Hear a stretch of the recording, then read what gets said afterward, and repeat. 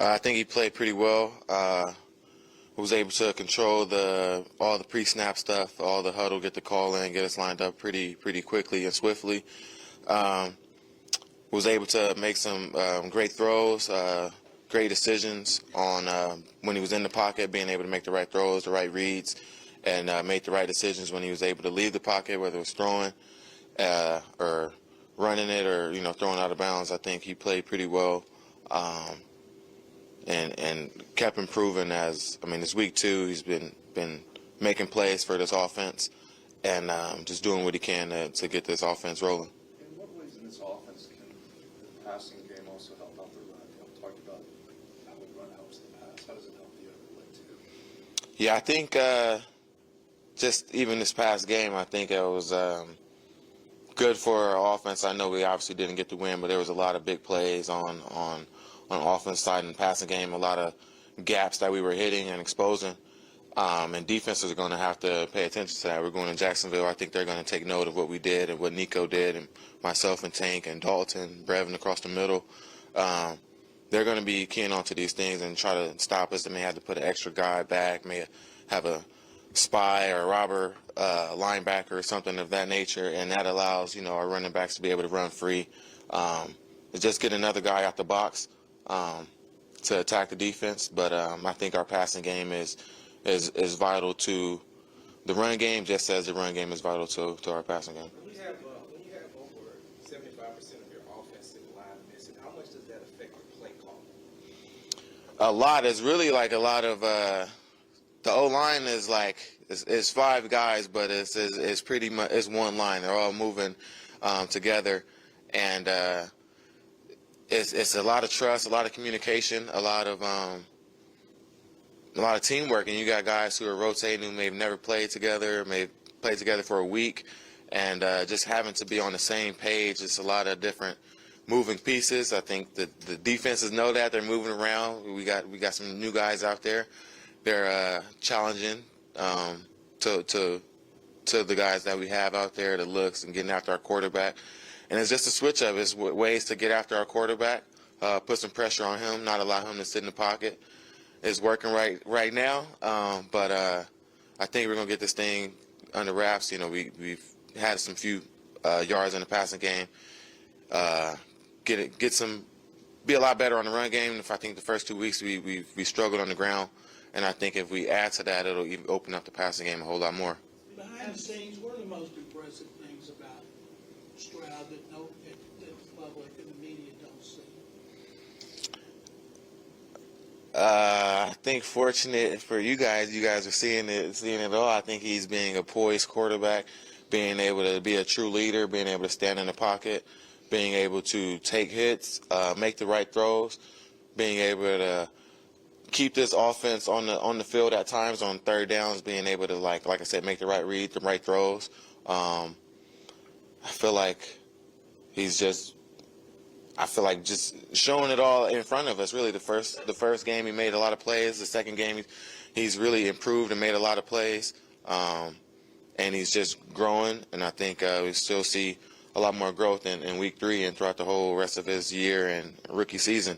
I think he's going to be a great quarterback in this league. Robert, speaking specifically to the offensive line, have you seen anything like that, like the amount of injuries that you have kind of sustained in a short period of time? I mean, it happens. I've been told, and I experienced this 100% injury rate in this league. It's going to happen. We have a locker room full of guys who are capable of making plays. Injuries happen. Guys have to step up and make plays. We got a job to do. I know it's football and it's a team, but at the end of the day, it's still a job. Like, unfortunately, if you can't do the job, they're going to get somebody else to do the job. And I think we all have to have the realization of that in the NFL is that we got a job to do and we have to do it, and we have to do it like our life depends on it. It's our brothers in there, our family in there. We got to make sure DP is running free, that an extra guy is not getting a hit on our backs, our quarterback. Like, we have to care a lot more, I would say. Robert, 2 games in, what have you seen from Bobby Slowick, and how much, which is probably self-explanatory, but how much do you think some of the calls that we've been seeing is due to, the injuries that you guys are dealing with? It's a little bit of injuries, obviously, like protection. If we want to hit some big shots, we have to be able to protect our quarterback. But I mean, he's a great OC, making some right calls. I feel like he's able to trust his players. I feel like he felt our receiver energy in this past game. We're kind of feeding him like, "Come on, coach, let us go. Keep throwing, keep it in the air." We're down. We're trying to make plays. We're asking for the ball, and that's what you want from all your guys on the offense side. You want a team full of guys who want the ball in their hands, and I think Slowick knows that, and he's trying to call these plays to get his playmakers in space, and he's doing what he can. He's making stuff happen, making plays happen. But like I said, it starts on first downs. If we get a great first down, that playbook opens up a whole lot, and we protect our quarterback, it opens up a whole lot. This offense could do a whole lot. With the performance from Nico Collins and Tank Dell, being around them, working with them in training camp, is this something that you've seen coming with the performance that they had yesterday? Yeah, and a lot more. A lot of huge plays. I feel like we missed out on just being able, D-line getting after our quarterback, pressure and everything. But like these players have been making plays since I've got here. I always said like we got a room full of route runners, of true receivers to be able to make plays. Nico is getting the ball in space, being able to make plays. Almost had 2 touchdowns. Should have had 2 touchdowns. Tank making plays. I feel like it's just a room full of receivers who love their craft and be able to just be true receivers and run routes and get open and run with the ball in their hands. You guys were able to get 3 snaps on it. You guys were able to get your first touchdown of the season last game. I mean, putting together multiple scoring drives in a row, the rhythm of the offense as the game's going on. What things are you noticing between drive to drive and how you guys want to fix that? Yeah, from what I've seen, I would say just a little bit of the tempo has been working for us, being able to switch it up and go fast, get the defense tired, leave a personnel out there, being able to just get a rhythm. I think once we get going, this offense it feels like the steam of a train. Like once it gets going and rolling, it kind of goes. But once it stalls, it truly stalls. And I feel like that's the thing that we have to get better and consistent on offense is just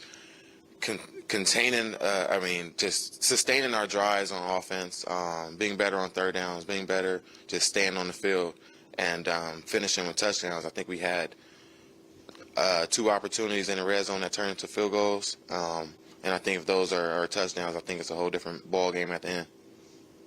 Hey, Robert, you talked about those guys making plays. You're in that group too. 2 games in, I know the wins haven't come, but how invigorated are you individually with what you've been able to do with these first 2? I feel like we've been working. It's one of those things that I know we've lost the first 2, but we've put a lot of plays on film, a lot of stuff that we could coach on and get better, which is really good. I think that's the best thing that we could ask for is being able to get coached up and get better on these plays so we can, change the outcome of our season, starting 0-2. But I feel like it's not over. It's one of those things. I actually saw like a quote is like, if you're hammering a rock, 100 times, it's not that last one, that one time that actually broke the rock. It's all the other times you're hammering at it. And I think that's one of the things with what we're doing right now with our coaches and how we're practicing. It's like we're hammering at these details, hammering at this work and what we need to do to get better. Obviously, we lost the first 2, but I think this team and this offense has so much potential to be a great offense and team that we just keep working at it, keep our head down. We can improve and get this thing right.